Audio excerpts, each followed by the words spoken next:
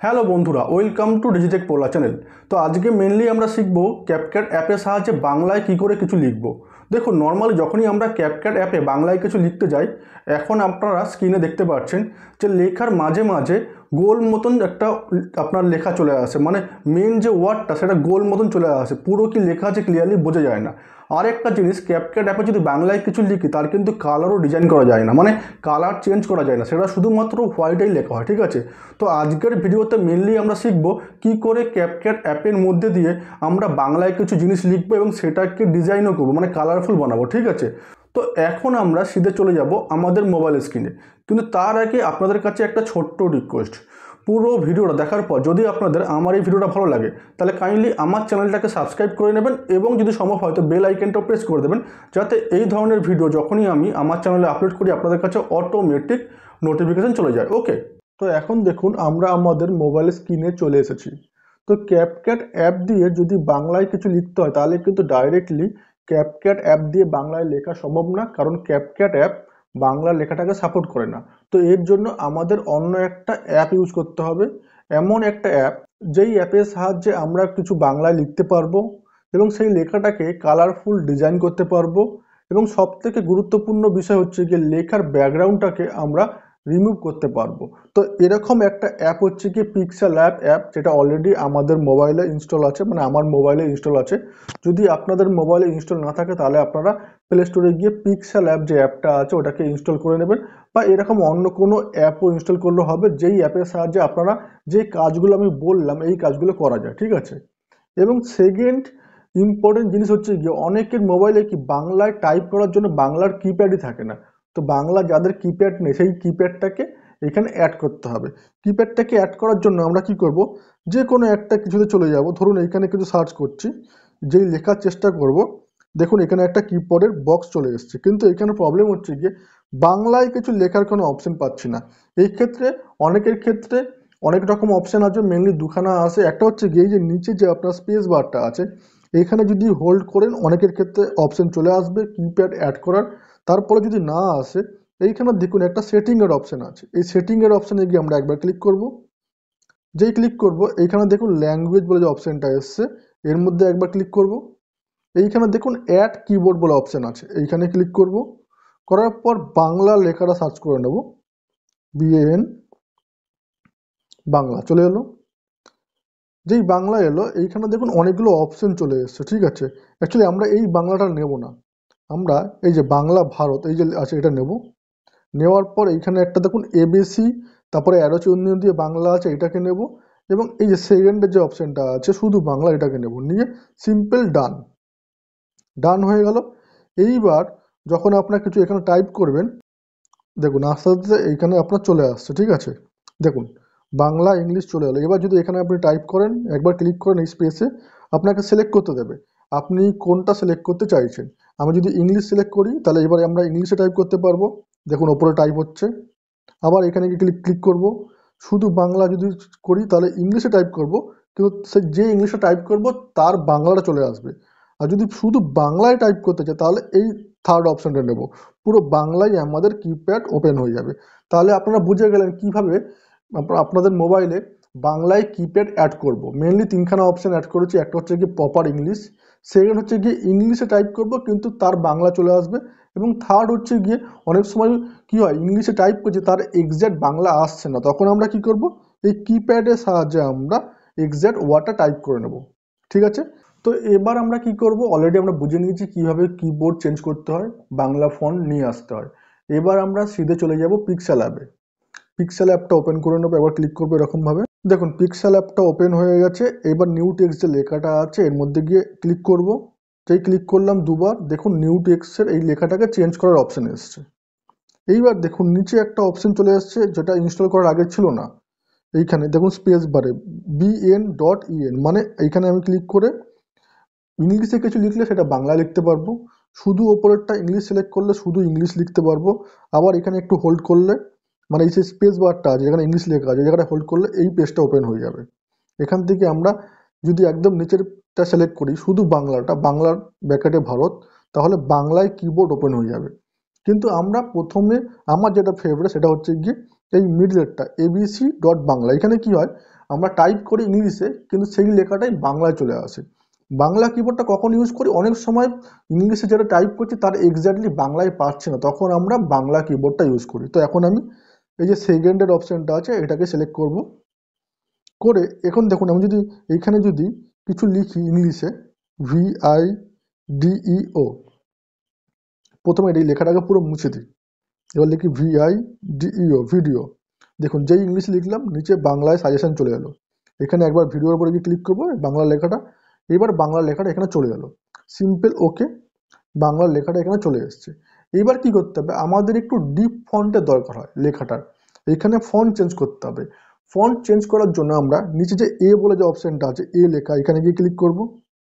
Click করার পর একটু যদি স্ক্রল করি এই জায়গাটায় আঙুল নিয়ে গিয়ে একটা অপশন পেয়ে যাব, দেখুন ফন্ট বলে AB, নিচে লেখা আছে ফন্ট, এর মধ্যে গিয়ে একবার ক্লিক করব। যেই ক্লিক করলাম দেখুন অনেকগুলো ফন্টের অপশন চলে এলো। এখান থেকে এরকম একটা ফন্ট নিতে হবে যাতে লেখাটা একটু আপনার ডিপ দেখায়। দেখি এটা নিয়ে, না ডিপ হয়েছে আগের থেকে, কিন্তু আরও ডিপ দরকার। আরও ডিপের একটা আছে, আমি লাস্ট টাইম ইউজ করেছিলাম এখান থেকে, এইটা দেখুন। এবার লেখাটা অনেক ডিপ হয়ে গেছে, এবার ওকে করলাম। দেখুন লেখাটা ডিপ হয়ে গেছে। এইবার আমাদের কি করতে হবে, লেখাটাকে কালারিং করতে হবে, কালারফুল করতে হবে। প্রথমে লেখাটাকে একটু বড় করে নিই। বড় করার জন্য দেখুন এইখানে পুঁটলির মতন একটা সাদা রঙের পুঁটলি চলে এসছে, এইখানে আঙ্গুলটা নিয়ে গিয়ে যদি এটাকে ড্র্যাগ করি বড় হয়ে যাবে। আর একটু পিছিয়ে নিয়ে গিয়ে আবার ড্র্যাগ করি, বড় হয়ে গেল। আর এই দিকে যে পুঁটলিটা আছে এটাকে যদি আমরা ছোট করি তাহলে লেখাটা নিচের দিকে ভেঙে যাবে। তো আমরা এটাকে এক লাইনে চাইছি, তাই টেনে বড় করে নিলাম। তো লেখাটা বড় হয়ে গেল।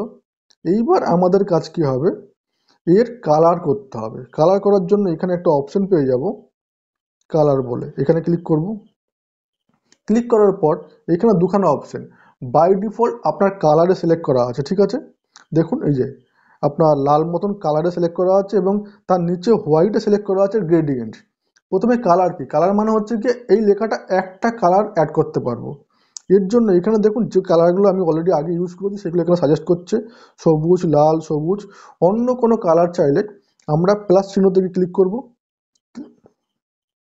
ক্লিক করার পর এখান থেকে আমরা যে কোনো অন্য কালার নিতে পারবো, ধরুন সবুজ নিলাম, ঠিক আছে। দেখুন যেই কালারটা সিলেক্ট করব ওপর দিকে গোল শেপে সেই কালারটা এখানে শো হচ্ছে। সিম্পল ওকে করলাম, দেখুন লেখাটা সবুজ হয়ে গেল। বা এখানে গিয়ে আমি যদি নীল নিই, এই নীলটা ভালো লাগছে না, ফ্যাকাসে একটু ডিপ নীল নিতে হয়। ডিপ করলাম এখান থেকে, মানে এখানে হাত নিয়ে গিয়ে এক্স্যাক্ট জিনিসটা বুঝতে না পারলে এই যে লাইনগুলো আছে এইখানে ড্র্যাগ করেও কিন্তু আমি ডিপ হালকা করতে পারি। এটা যত যত বাড়াবো সেই সেম কালারটা, অন্য কোনো কালার না, সেই সেম কালারটাই ডিপ হয়ে যাবে। ডিপ হয়ে গেল নীল।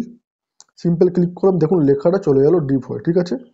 আমরা চাইছি গ্রেডিয়েন্ট কালার, দু রকম কালার থাকবে একটা লেখার মধ্যে। সেরকম করতে গেলে এই যে নিচের অপশানটা আছে কালারের নিচে গ্রেডিয়েন্ট, এইটা সিলেক্ট করব।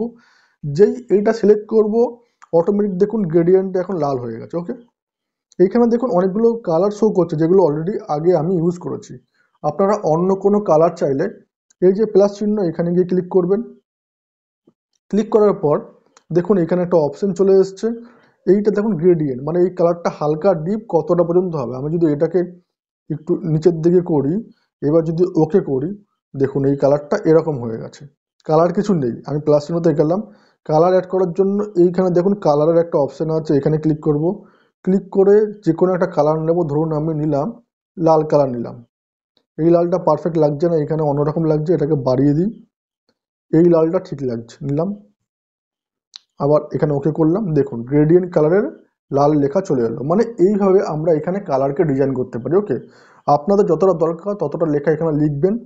তো কালার ডিজাইন হয়ে গেছে, ফন্ট চেঞ্জ হয়ে গেছে, এবং আরেকটা জিনিসও হয়ে গেছে আমাদের, সেটা হচ্ছে গিয়ে গ্রেডিয়েন্ট কালারের সাথে সাথে ফন্ট চেঞ্জ হয়ে গেছে, বাংলায় লেখা হয়ে গেছে। ওকে, এইবার সবথেকে গুরুত্বপূর্ণ জিনিস, এই লেখাটার ব্যাকগ্রাউন্ডটা আমাকে রিমুভ করতে হবে। ব্যাকগ্রাউন্ড রিমুভ করার জন্য আগে এই লেখাটাকে আমরা নিয়ে নেবো, এই কালারটাকে। এই কালারটাকে সিলেক্ট করার জন্য দেখুন এইখানে আপনার রাইট চিহ্ন এসছে, রাইট চিহ্নতে ক্লিক করব। যেই ক্লিক করলাম এটা সিলেক্ট হয়ে গেল। তো এবার আমরা কি করব, এর ব্যাকগ্রাউন্ডটাকে চেঞ্জ করব। ব্যাকগ্রাউন্ডটাকে চেঞ্জ করার জন্য এই দিকে দেখুন নিচে একটা অপশন আছে আপনার, দেখুন দুখানা স্কোয়ার মতন, এখানে গিয়ে ক্লিক করব। ট্রান্সপারেন্ট বলে একটা অপশন আছে, এখানে গিয়ে ক্লিক করব।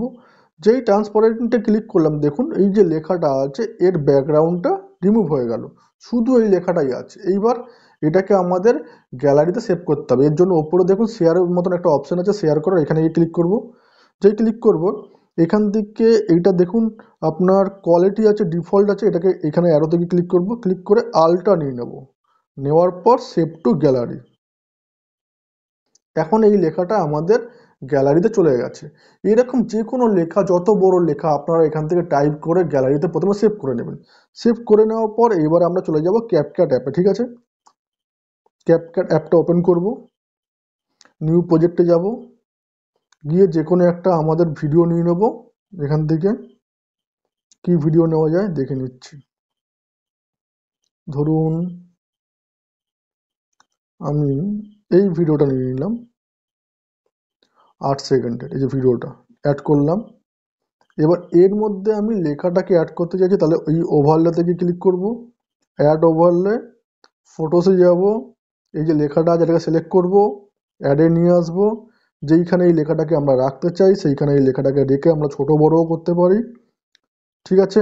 এটাকে আমরা অ্যানিমেশনও করতে পারি। এইখানে লেখাটা রাখলাম, ছোট করার মনে হলো ছোট করে নেবেন, জাস্ট বোঝানোর জন্য আমি বোঝাচ্ছি। সিম্পল অ্যানিমেশনে যাব, গিয়ে একটু সময় নেবে।